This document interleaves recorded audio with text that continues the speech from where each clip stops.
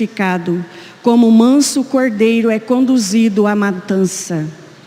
Honra, glória, poder e louvor a Jesus, nosso Deus e Senhor.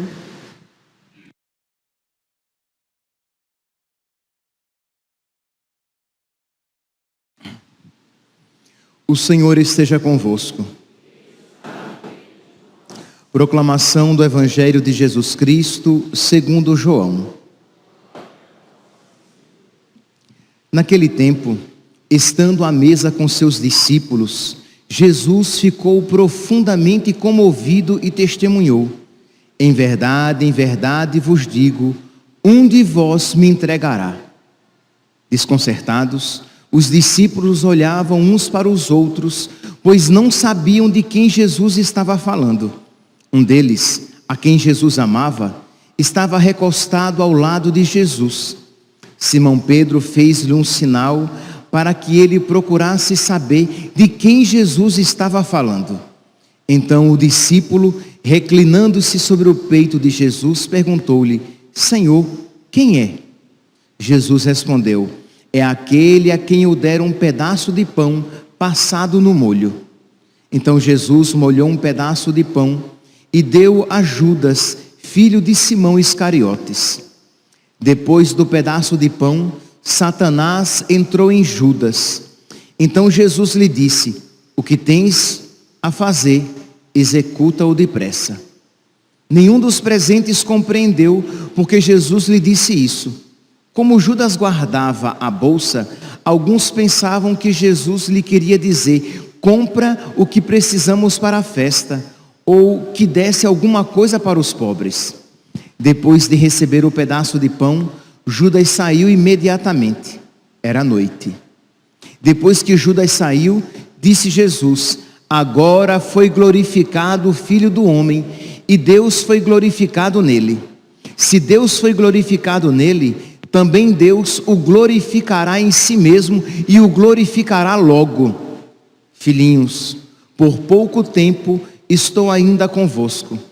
Vós me procurareis, e agora vos digo, como eu disse também aos judeus: para onde eu vou, vós não podeis ir. Simão Pedro perguntou: Senhor, para onde vais? Jesus respondeu-lhe: para onde eu vou, tu não me podes seguir agora, mas me seguirás mais tarde. Pedro disse: Senhor, por que não posso seguir-te agora? Eu darei a minha vida por ti. Jesus respondeu: darás a tua vida por mim? Em verdade te digo, o galo não cantará antes que me tenha negado 3 vezes. Palavra da salvação.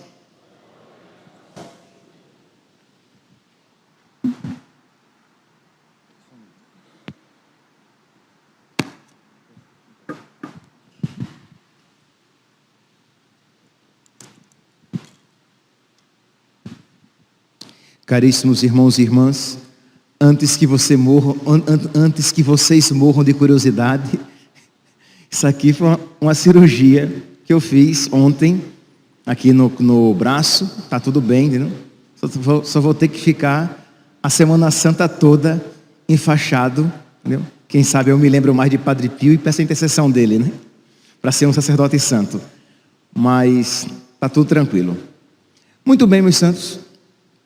A liturgia de hoje nos apresenta o segundo cântico do servo sofredor. Vocês sabem que ontem foi o primeiro cântico, hoje o segundo, amanhã o terceiro. Nós iremos ouvir os cânticos do servo sofredor nesta Semana Santa. Pois bem, e este servo misterioso, porque nós não sabemos bem a quem se refere esta figura. Se a uma pessoa determinada, a um indivíduo, ou se ao povo de Israel.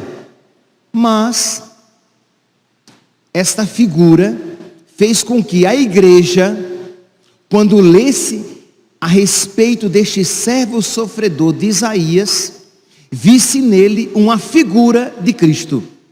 Uma figura imperfeita, mas uma figura, isto é, ele era uma profecia, uma antecipação daquilo que aconteceria com Jesus Cristo.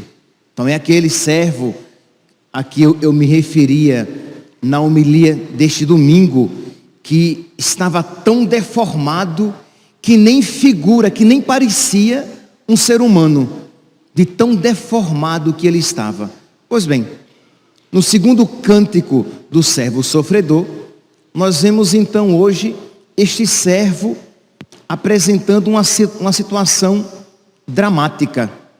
Isto é, ele está profundamente desanimado. Diz aqui: nações marinhas, ouvi-me, povos distantes, prestai atenção. O Senhor chamou-me antes de eu nascer. Desde o ventre de minha mãe, Ele tinha na mente o meu nome. Imagine aqui, meus santos, que isso que se refere ao servo sofredor, pelo menos aqui, neste início, isso diz respeito a todos nós.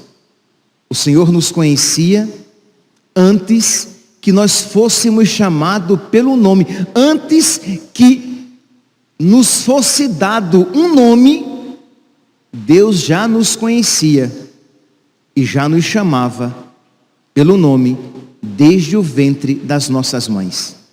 Então esta ideia louca de ficar pensando, com quantos meses já é gente, com quantos meses já é uma vida para que seja preservada desde o momento da concepção. Já é uma vida amada por Deus, chamada por Deus e conhecida por Deus desde mesmo antes da própria concepção.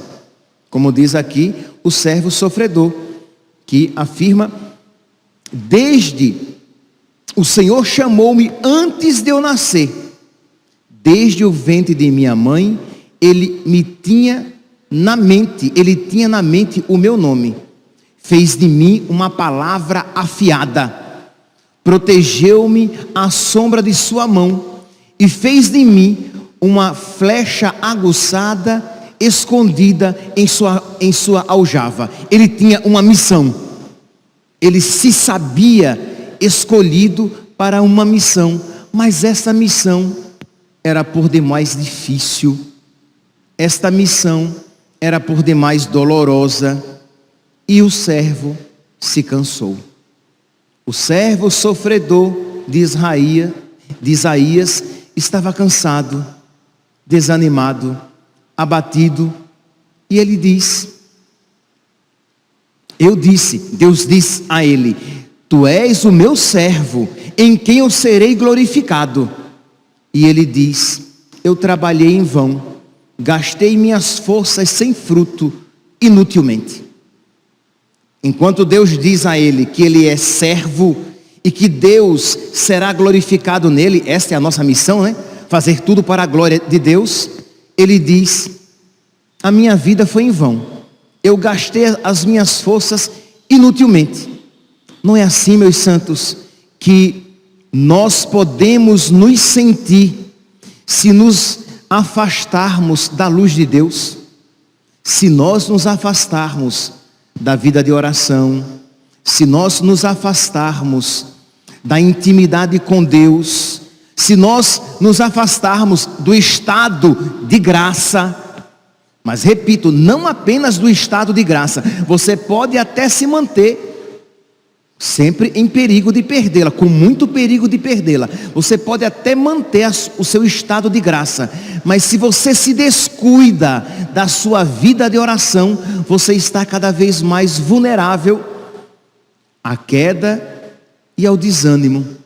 E diz aqui que o servo sofredor, esta imagem fugidia, esta imagem imperfeita de Cristo, diz que ele desanima e diz: a minha vida é em vão. Nossa, ele tinha feito coisas boas. O servo sofredor tinha feito muitas coisas boas, mas até das coisas boas ele de alguma maneira como que se tinha arrependido. Quando nós nos afastamos da intimidade com Deus, da oração, nós começamos a nos tornar quase que incapazes de nos alegrar por aquelas coisas boas que fizemos. Somos capazes até de nos entristecer. Eu fiz tanta coisa por Deus. Eu suportei tantas dificuldades por Deus. Eu não vou mais suportar. Eu vou abandonar essa vida de fidelidade. Porque, repito, se nós nos afastarmos da amizade com Deus, as coisas boas não terão mais o brilho. Você que viveu na castidade, você que se esforçou para viver na pureza, você diz, para que valeu? De que me valeu viver na castidade? Você começa a olhar as vidas pecadoras, as vidas vividas longe de Deus, e até se sentir atraído por elas. Bem que eu poderia viver como fulano, bem que eu poderia viver como cicrana, bem que eu poderia viver como beltrana, né? Porque eu tenho vivido na graça de Deus, mas parece que a minha vida tem sido em vão. Meu santinho, minha santinha, se você isto está sentindo, você precisa se aproximar mais de Deus, para que Ele ilumine os seus olhos, e você veja, bem-aventurados os que põem a sua confiança em Deus, bem-aventurados os que sofrem por Deus. Você tem então sofrido para se manter na fidelidade a Deus, suportando a sua cruz, que pode ser suportar com paciência a sua doença, que pode ser suportar com virtude o seu marido, a sua esposa, que pode ser suportar e resistir à tentação de um lucro fácil e desonesto. Eu não sei qual é a promessa de pseudo-felicidade, de falsa felicidade que lhe é dada. Não sei qual é a possibilidade de fuga da cruz. Mas se você se mantiver unida a nosso Senhor, você será capaz de se alegrar até pelas coisas tristes que você tem vivido por causa de Deus.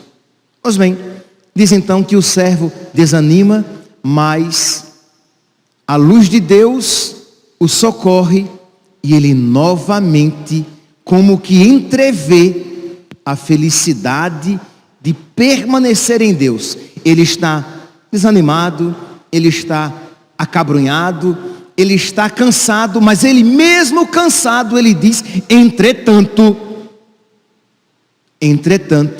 o Senhor me fará justiça, e o meu Deus me dará a recompensa. Não é em vão, não tem sido em vão. Os seus sentimentos querem dizer que foi em vão, mas a sua inteligência, iluminada pela fé, a sua inteligência, sustentada pela graça de Deus, diz, não foi em vão, eu receberei a recompensa, eu sou um bem-aventurado. Repita, pense nas dificuldades que você tem vivido para ser fiel a Deus, e diga, eu sou um bem-aventurado, eu sou uma bem-aventurada. Não como quem diz cheio de orgulho, mas como quem sabe que de Deus recebeu a graça. Eu sou um bem-aventurado, eu estou carregando a minha cruz, preciso carregá-la melhor, preciso carregá-la com mais paciência, preciso carregá-la com amor, para que quando a beijar na sexta-feira santa, seja um beijo de verdade, não um beijo de Judas, seja um beijo fiel, e não um beijo fictício, um beijo fake, um beijo teatral, né? Para que os outros vejam que eu estou beijando, ou porque todo mundo está beijando. Não, eu beijo a cruz de Jesus, porque eu a beijo na minha vida, porque eu beijo a minha cruz, eu me aproximo da cruz de Jesus, porque eu não fujo da minha, e porque eu não fujo da minha, da dele, eu posso me aproximar para aurir forças, para tirar forças, para carregar a minha cruz. Pois bem, então o servo agora, cheio da luz de Deus, ele diz, o Senhor me fará justiça, o meu Deus me dará a vitória. E aí Deus então, como que confirma o que diz. E agora diz-me o Senhor, Ele que me preparou desde o nascimento para ser seu servo, para que eu recupere Jacó e faça a Israel unir-se a Ele. Não basta seres meu servo para restaurar as tribos de Jacó e reconduzir os remanescentes de Israel. Eu te farei luz para todas as nações, para que minha salvação chegue até os confins da terra. Ele vê agora que o seu sofrimento tem um significado maior. Ele vê agora que as suas dores, aquilo que até então o fazia dizer, sofri em vão, não tenho mais ânimo para nada. Ele vê que aquilo era uma condição para que graças maiores lhe fossem dadas e ele pudesse não apenas ser bênção para Israel, mas para que ele pudesse ser bênção, versículo 6, para ser luz das nações, para que a minha salvação chegue até os confins da terra, luz para os povos pagãos. Aqui, meus irmãos, é este entendimento de fé que nós precisamos ter, mesmo em meio às dificuldades, compreender que se Deus permite, ou se Deus envia, tem um significado maior para nós e para os outros, um significado salvífico para nós e para os outros, e por isso podemos beijar a nossa cruz, para que possamos beijar a cruz do Senhor na sexta-feira que se aproxima. Mas continua, se você olhar para o Evangelho, você vai ver a mesma perspectiva.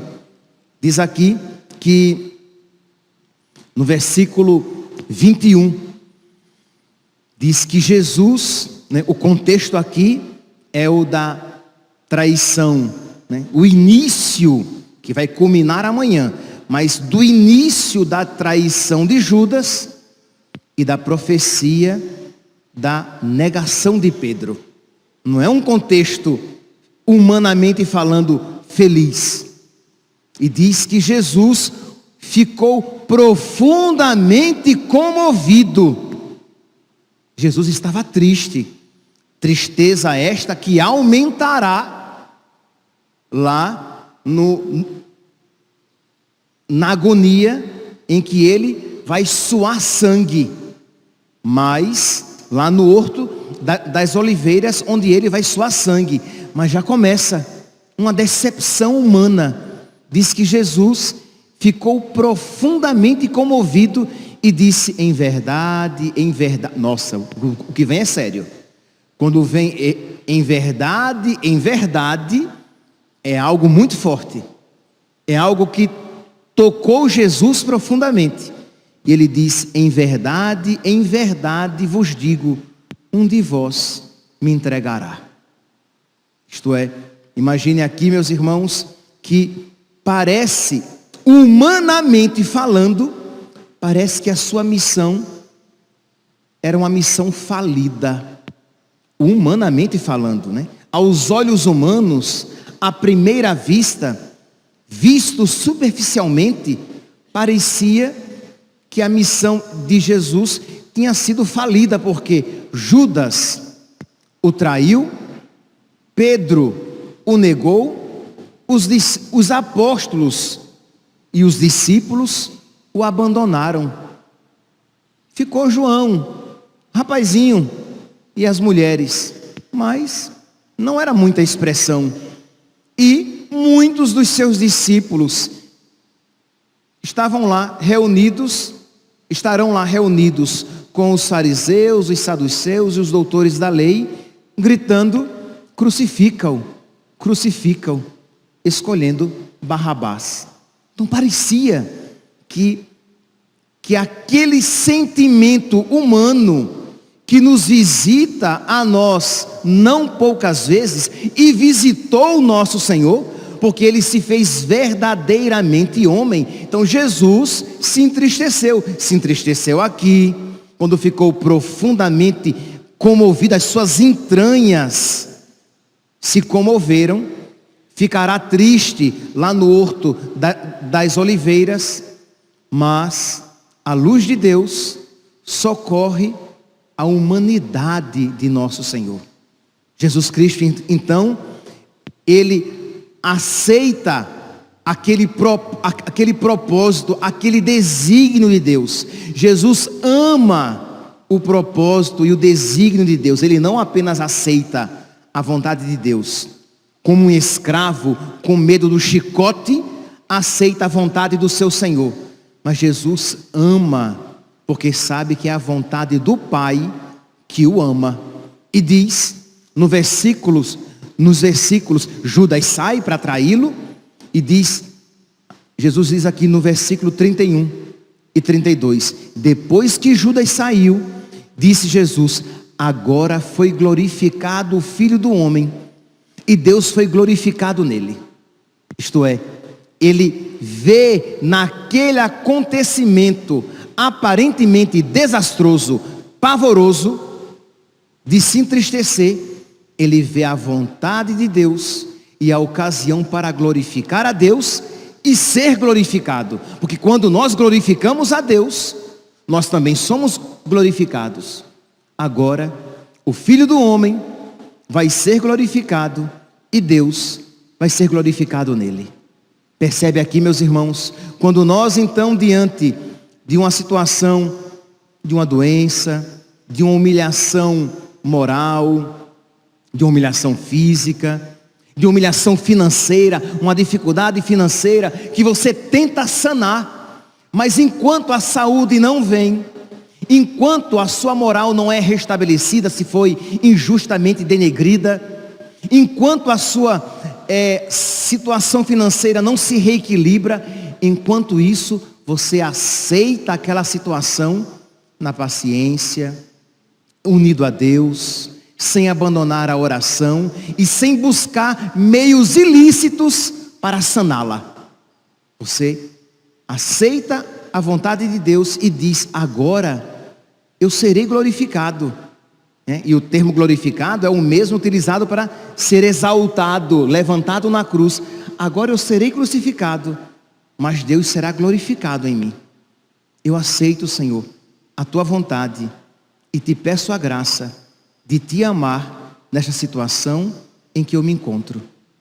Eu aceito, Senhor, a tua vontade e te peço a graça de te dar muita alegria enquanto eu peregrinar neste vale de lágrimas. Mas o que é que não poucas vezes acontece? Quando um vale de lágrimas nos é posto diante de nós, nós reclamamos, nós nos tornamos azedos, nós nos entregamos às nossas dificuldades, quando nós teríamos ali uma ocasião de viver um certo heroísmo, sempre um protagonismo da graça, mas se abrir a este heroísmo, de não ficar lambendo as próprias feridas, de não ficar se condoendo, mas de fazer daquela ocasião uma ocasião de se unir a Cristo, que carrega a sua cruz e, se esquecendo de si, reza por nós. Então você, na sua dificuldade, você reza pelos seus familiares, você intercede por aqueles que o fizeram mal, você pede o céu para aqueles que lhe pedem oração, e de alguma maneira você se configura a Cristo na cruz, que perdoa o ladrão, nos dá a sua mãe e nos concede a salvação eterna. Então aproveitar esses momentos de dor para que nós nos configuremos ainda mais a Cristo. Então Jesus ali, na aceitação da vontade do Pai, ele redime o mundo e ele realiza aquela profecia que era em figura para o servo sofredor. O que é que dizia a profecia lá?